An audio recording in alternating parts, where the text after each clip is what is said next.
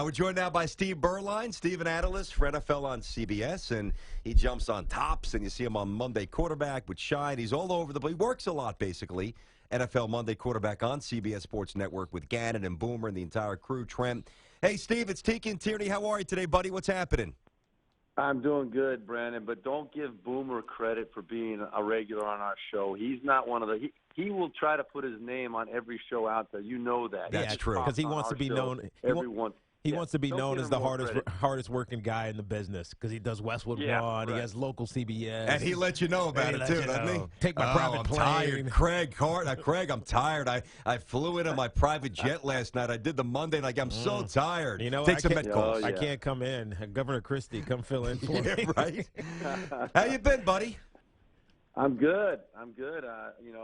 We're into it now, full go. I love this time of year. We all do. So much to talk about, and it's an exciting season already. No doubt. We played a cut from Coach Gase before, coming back from break, and he basically spoke about how Ryan Tannehill keeps getting better.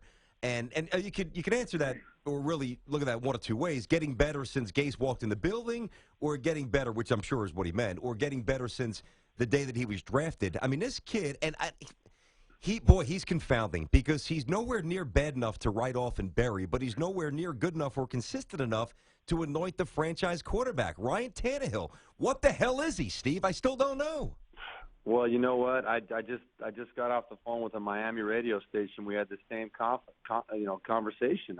You sit there and they asked me where is he, and I said I'm still waiting on this kid, and I've done a lot of Dolphins games over the last several years and had a chance to see him up close and spend a lot of time with him.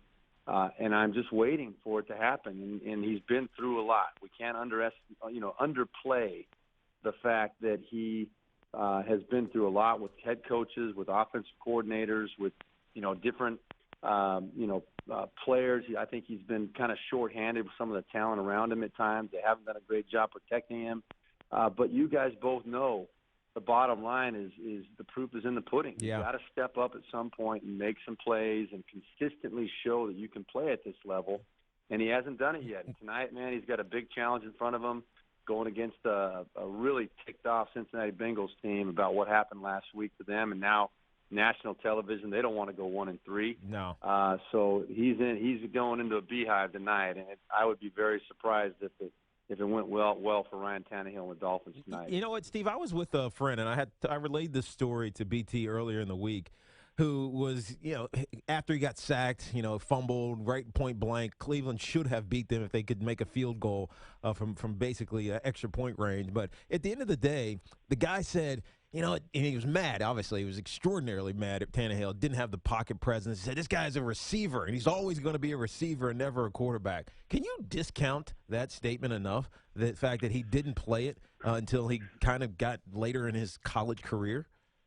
Well, you nailed it, Kiki. I think that there are questions about that. And you talk about, how good he looks at times and how easy he makes it look because he is a very, very gifted athlete, and he does have – when he's got time in the pocket and rhythm and he knows where he's going with the football, he throws a nice ball. I mean, he can spin it with the best of them.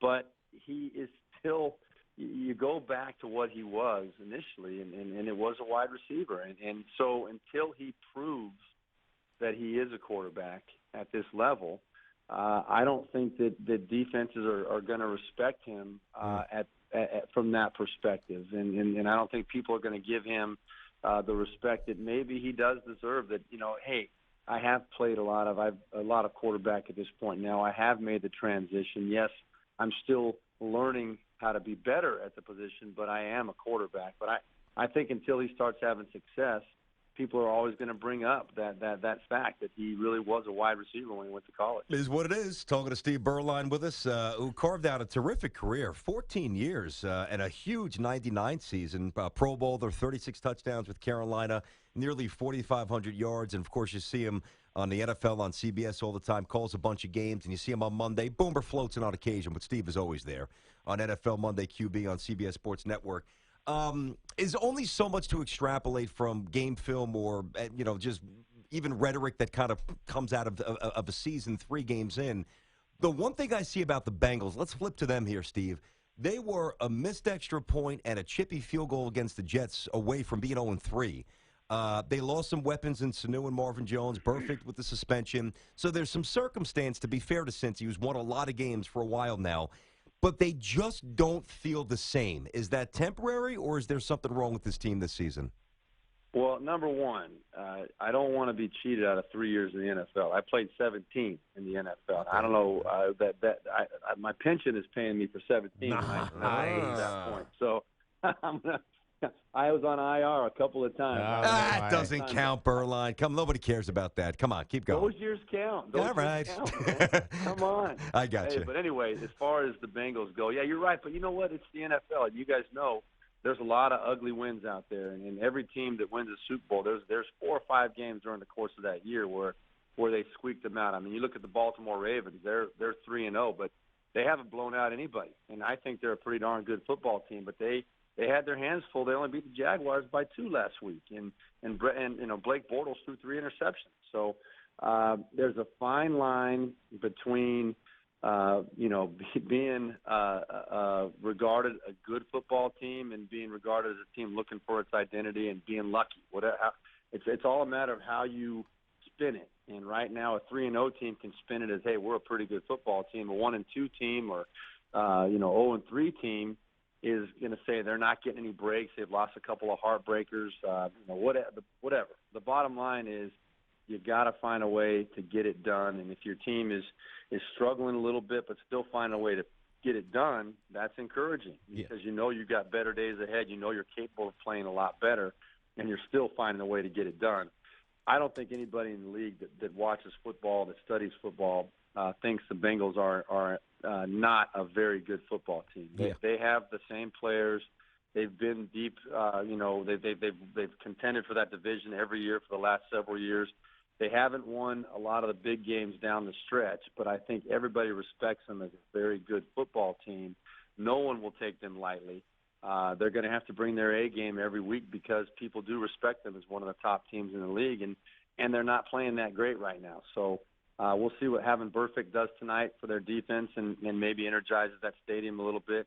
I don't know, but you know, Marvin Lewis, he knows how to get a team ready to play, and they're gonna find themselves here pretty soon. You know, Steve, you talk about the Jacksonville Jaguars. You mentioned them there, and it's a conversation about the quarterback, but it's also about the head coach that BT and I were having before you came on, and Gus Bradley's underachievement, so to speak. Now, you were there back in '95 with Tom Coughlin. You guys were a bad team then, but Tom he's one of the heroes of the Jacksonville Jaguars. BT was speculating because a lot of guys get fired after this London Dennis game. Allen, Coach Philbin. Because of the bye week that comes afterward. If they should move on from Gus Bradley because of the underachievement that we're seeing and the putting Blake Bortles in a losing position with all the times he has to push the ball down the field, could you see Tom coming back there? I don't know, man. That would be a heck of a story. You know how difficult it is to make a transition when a coach is fired, to make the transition to an interim guy with the same system and keeping things consistent and just trying to, but still how difficult it is. I think to bring in, you know, a coach like Coughlin, I don't think you're talking about middle of the season. I am, Steve. Steve, I am. I'm saying going into the bye week before you play the Bears. That would be impossible. I mean, the Jaguars, Steve, this is a gross underachievement. They spend so much money. Come on, Jaguars. No doubt about it. No doubt about it. But they and shoot, I would love to see Gus Bradley take off too, because nobody wants it more than him. And boy, he tries so hard. He's got that positive energy all the time. But there comes a time, as Kiki and Brandon, you guys both know, in the locker room at some point that stuff gets old when you're still losing and you're not finding a way to get it turned around. And you know, it can become a negative, and because guys just don't buy into it anymore. So, it's an uphill battle for Gus Bradley. I think Tom Coughlin would be an interesting story to bring him back, but I would say not until next year. You can't bring in a completely different person to run a team and finish out a season. A team that's already been through the OTAs and training camp and everything else in 4 games, 5 games into a season. You can't bring someone else in from the outside at that point. But it would be definitely something to consider for next year if Gus Bradley is indeed not the head coach next year. It would be a great story. There he is, 14 years in uni, 3 more for the pension. Steve Beuerlein. Steve, I know you got to bounce. Do you have a game this week? Where's the assignment coming up on Sunday? Where you at? I got a great one. I've got the Raiders in Baltimore. Oh, nice. Okay, Nice. that's a good one. Raiders, Yeah, surprisingly, the worst defense in football right now, the Oakland Raiders. Yeah, they played better. I had them last week in Yeah. Tennessee. They did play better. They played more physical. But Baltimore's going to challenge them a little bit more. And that was absolutely a pass interference on Oakland in the end zone. How do you not call that? Come on. Well, listen, to me, we looked at it over and over a few times. Was there a little bit of contact? Yeah, but he didn't grab him. With the game on the line, that's a tough call to make. Yeah. Interesting. Tough flag to throw. I don't know, man. All right. You and I would debate it like we debate everything else, Brandon. I love it. And we'll debate next time you're on who's going to be coaching Notre Dame next, because it might not be Brian Kelly. Oh man, don't ruin my day already. We'll save that. I know you got another hit. Thank you, Steve. We'll talk to you soon, pal. Okay, guys, take care. There you go, Steve Beuerlein.